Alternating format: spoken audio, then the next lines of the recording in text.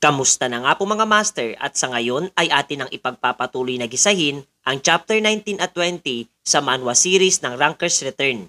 Kaya't atin na nga pong agarang umpisahan. Nagsimula na nga itong tatlo para sa kanilang misyong isasagawa na kaagad sinalubong nitong mga undead na nasa kanilang daraanan. Naging alisto nga etong si Yanggun at madali lamang napaslang etong mga kalansay na patungo kay Yunwo.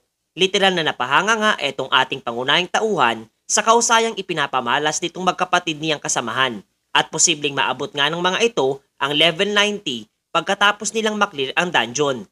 Mahusay nga raw ang marksmanship mayroon etong si Yanggun. Maging ang timing nitong si Yuri pagdating sa pagbibigay ng buff at paglikha ng mga pananggalang para sa kanila. At iniisip nga na mukhang maaari niyang isama etong dalawa para sa isasagawang main scenario quest.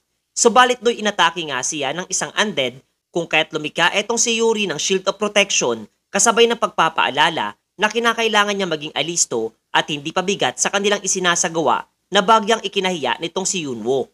Matapos nga na kanilang maidispatcha ang lahat ng mga undead na sumalubong sa kanila ay ipinahayag nga nitong binata sa dalawa ang tungkol sa tinatawag na instance dungeon na lilitaw nga daw sa lugar na ito buhat nang nakakuha nga siya ng isang quest mula sa natalong isang black magician at mas minabuting huwag itong ilahad na iyon ay bahagi ng main scenario quest.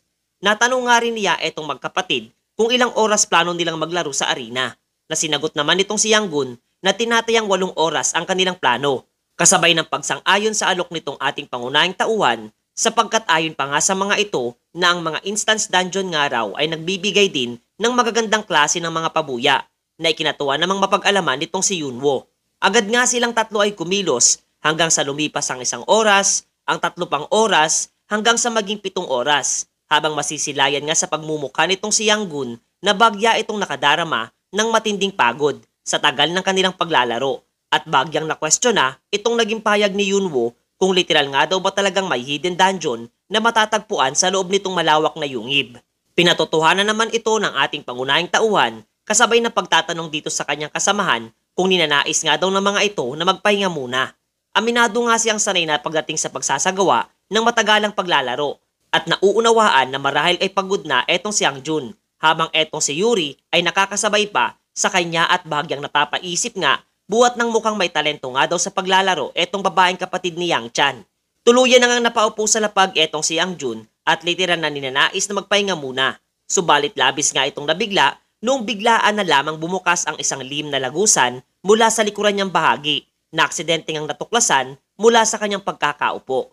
Sa loob nga nito ay ating masisilayang abala ang isang black magician na nagngangalang Adele sa paglikha ng kanyang mga potion. Na ayon pa nga sa kanya na oras nga daw na naperpekto na niya ang kanyang potion ay kaniyang palalawakin pa ang kanyang mga undead army at kapwa maghihiganti sa lahat ng mga taong nanghamak sa kaniya. Ngunit ang kaniyang mga pahayag na binitawan ay naririnig pala nitong tatlo mula sa likuran niyang bahagi na kapwa nito ikinabiglang mapag-alaman. Wala namang plano pang patagalin nitong si Yunwo ang kanilang quest at nais na mabilis na tapusin etong black magician na nasa kanilang harapan. Subalit ayon naman dito ay isang malaking pagkakamali nga daw ang pagpasok ng mga adventurer na kagaya nila sa loob ng kanyang laboratorio at malakas na sinambit ang katagang Pepe. Pagkatapos ay walang ano-ano ay nawasak nga ang pader na nasa kanilang tabi at lumabas ang isang kakaibang oso. Dagdag pa nga nitong si Adele na ito ang kanyang obra maestrang giant bone bear at silang tatlo ang magsisilbi nitong pagkain sa ngayon. Mabilis namang nagbigay ng kautusan etong si Yunwo na siya na ang bahala dito sa oso. At etong magkapatid naman ang bahalang lumaban dito sa Black Magician. Ngunit hindi pa man siya natatapos magsalita ay kaagad na nga siyang inatake nitong oso na direktang ang sinalo nitong binata. Ang pangyayari ngang iyon ay labis na ikinabahalang masilayan nitong magkapatid habang ito namang oso ay kapwa rin hindi makapaniwala nung kanyang mapag-alaman na tumanggap siya ng mga pinsala sa kanyang kanang braso. Do'y pinakalma naman sila nitong binata habang isinaad nitong aminado nga daw siyang hindi isang basta-bastang halimaw ang nasa kanyang harapan. Kasabay nga noon ay ang biglaang pagbabago ng kulay ng mga mata mayroon itong oso na agarang napagtanto nitong si Yuri na itong nasabing halimaw ay may kakayang gumamit ng skill na fear na ikinabahalang ang mapag-alaman din nitong ating pangunahing tauhan. Sapagkat kung mayroon nga daw ganitong nilalang ang nasa naturang lokasyon ay posibleng malagay sa panganib ang kaniyang mga kasamahan. Samantalang etong ang si Adele ay mayabang pang nasambit at natanong etong tatlo kung ano ang masasabi ng mga ito sa klase ng abilidad na tinataglay ng alaga niyang si Pepe. Hanggang sa natigilan nga ito nung biglang tinamaan ng isang palaso patungo sa kanyang dibdib. Ito nga ay gawa ni Yang Jun na nagawang maprotektahan nitong si Yuri sa tamang oras. Bago pa man ma-activate ang skill na Fear, mayroon itong oso na talagang ikinatuwang mapag-alaman nitong si Yunwo. At pinuri ang kahusayan ng pandama, mayroon etong dalaga. Tuluyan nang bumagsak sa lapag etong si Adele habang sinasambit ang pangalan ng kanyang alaga at ang masilayan nga ang ganong senaryo kung saan ang kanyang itinuturing na tagapag-alaga ay malagutan ng hininga, ang siyang mas lalong nagdulot dito sa oso upang mas maging agresibo at magwala mula sa matinding galit na nadarama mga master. Nagpakawala nga ito ng isang napakalakas na palahaw na dumagungdong sa buong laboratorio habang nauunawaan naman itong si Yunwo na eto na ang ikalawang bahagi ng kanilang quest. Inilabas nga niya etong si Tangi na walang kamalay-malay sa mga nangyayari at muli lamang nilait ang kanyang di umano'y hangal na bossing. Ngunit nung kanyang mapagtanto na siya ay kasalukuyang nasa harapan nitong dambuhalang oso, ay kaagad nga itong kumaripas ng takbo, papalayo kasabay ng pagsasaad na dapat nga raw tapusin itong kanyang bossing etong napakapangit na halimaw. Agaran nga siyang binigyan itong kanyang alaga ng karagdagang buff at kasabay na mabilis na nakipagbuno dito sa dambuhalang oso. Habang eto namang si Yuri ay labis na nahumaling sa kakyutan, mayroon etong si Tangi. At kapwa etong magkapatid ay wala nang pakialam pa sa labang isinasagawa nitong ating pangunahing tauhan. Labis nga itong naaasiwa sa paglingkis nitong dalaga at nakiusap sa kanyang bossing na ilayo siya mula sa bisig nitong si Yuri. Bahagya namang nadidismaya etong si Yunwo sapagkat literal na tinupad nga lamang ng mga ito ang pagpaslang sa Black Magician at iniasa na sa kanya ang tuluyang pakikipaglaban dito sa nagwawalang oso. Kung kaya't napilitan na nga siyang tapusin kaagad ang kanilang laban sa mabilis na paraan at gamit ang kanyang dwarf sword ay madali niyang napahinto ito mula sa paglika ng mararahas na pagkilos at agad na gumawa ng kanyang mapaminsalang ganting atake na talagang ininda nitong oso. Tuluyang bumagsak na nga ito sa lapag sa tabi mismo ng kanyang tagapag-alaga at lumuha nga ito sa uling pagkakataon kasabay ng kapwa nila paglaho patungo sa kawalan. Matapos noon ay agarang inilahad ng system ang kanilang naging tagumpay. Gayon din ang pabuya sa nasabing quest. Eto ngang si Yang Jun ay natanong etong binata kung ano ang kanilang gagawin sa mga item na naiwan nitong Black Magician at ng oso. Kinuha nga niya ang isang kakaibang bilog na marmol at agad na napagtanto ang kahalagahan ng nasabing item. Seryoso nga niyang nasambit na sapat na para sa kanya bilang pabuya ang bagay na iyon at ang lahat ay maaari na nilang paghatian. Naguguluhan nga etong magkapatid sa kanyang binitawang payag kung kaya't ipinahayag muli nitong si Yunwo na isipin na nga lamang daw ng mga ito na iyon ang kanyang regalo para sa kanila. Buhat ng matagal-tagal na ang panahon, nung muling beses silang nagkita at kasabay na ninais na mag-logout sa laro, nakapasin ng ayunan nitong magkapatid. Pagkatapos noon ay masisilayan nating tinahak muli nitong binata ang tirahan nitong si Lebron na kapwa nabigla din sa bilis ng resulta ng kanyang pag-iimbestiga at masayang iniabot ang mga impormasyon na kanyang natuklasan mula sa kanyang research journal.